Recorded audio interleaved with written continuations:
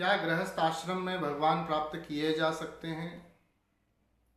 देखिए, किसी भी आश्रम में भगवान को प्राप्त करने के उदाहरण शास्त्रों में और कथाओं में हैं। ध्रुव जी महाराज, द्रौपदी जी, उद्धव जी और नारद जी, विभीषण, सुग्रीव, वाल्मीकि जी, अत्रि जी महाराज, भृगु ऋषि जी, इस प्रकार के यह सब उदाहरण वो उदाहरण हैं जो ब्रह्मचर्य आश्रम, गृहस्थ आश्रम, वामप्रस्थ आश्रम, संन्यास आश्रम, इन सभी आश्रमों में अलग अलग रहे हैं और सभी ने भगवान को प्राप्त किया है। तो भगवान को आप गृहस्थ आश्रम में प्राप्त कर सकते हो, पर अगर हम इसको सरलता से समझना चाहें तो भगवान ने गीता में 9वें अध्याय के 22वें श्लोक में अर्जुन को उपदेश करते हुए यह बात कही है स्पष्ट रूप से कि अनन्यास चिंतयन्तो माम ये जना परशुपाशते तेषाम नित्याभियुक्तानाम योगक्षेम वहाम्यहम्।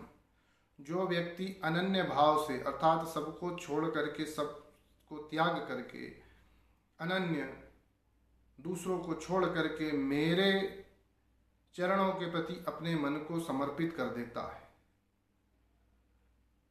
उस व्यक्ति के जीवन में संबंध और साधन, संबंध होते हैं जो हमारे जीवन में रिश्ते होते हैं, माता पिता, भाई बहन, पत्नी, बच्चे, दादा दादी और ये सब संबंध, और साधन अच्छा खाना, अच्छा पीना, रहना, ओढ़ना, आने जाने के वाहन, इस प्रकार के ये जो चीज़ें इन्हें कहते हैं साधन। तो अच्छे संबंध और अच्छे साधन दोनों को जोड़ना योग यानी होता है जोड़ना, और फिर जोड़ने के बाद इनकी रक्षा करना, अर्थात भगवान स्वयं अच्छे अच्छे संबंधों को बनवाते हैं जो आपको भगवान को प्राप्त करने में या भागवत प्राप्ति में सहायक हो। और जो साधन, भाई भगवान को आपको प्राप्त करना है, गृहस्थ आश्रम में हो तो आपको अच्छा नैवेद्य भी लगाना चाहिए, अच्छे से आपको स्नान ध्यान करना चाहिए, वस्त्र अच्छे पहनने चाहिए। अब इन ये सब कहाँ से आएगा? तो किन किन संबंधों को जोड़ना है अच्छे से अच्छा और किन किन साधनों को अच्छे से अच्छा देना है, ये दोनों कार्य स्वयं भगवान अपने हाथों में ले लेते हैं। कब? जब आप उनको सब कुछ अपना दे देते हो, अर्थात मन से आप बोल देते हो भगवान ये सब तेरा, अब तुम ही संभालो। तो वो सब अच्छे अच्छे संबंध और अच्छे अच्छे साधन वो सब आपके जीवन में जोड़ते हैं और जोड़ने के बाद उनकी रक्षा भी करते हैं। योग यानी होता है जोड़ना और क्षेम यानी होता है उनकी रक्षा करना। तो उसको जोड़ते भी हैं और उनकी रक्षा भी करते हैं। योग क्षेम वहाम्यहम्। इसके बाद अगर हमें और सरलता से समझना है तो समझें कि विभीषण जब राम जी महाराज के पास आए तब राम जी महाराज ने भी यही बात कही।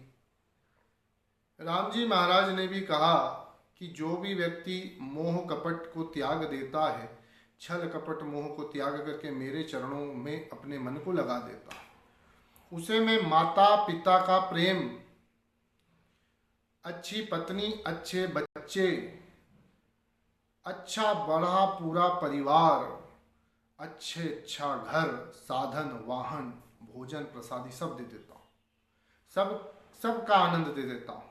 तज मद मोह कपट छल नाना, करहु सद्य तेहि साधु समाना।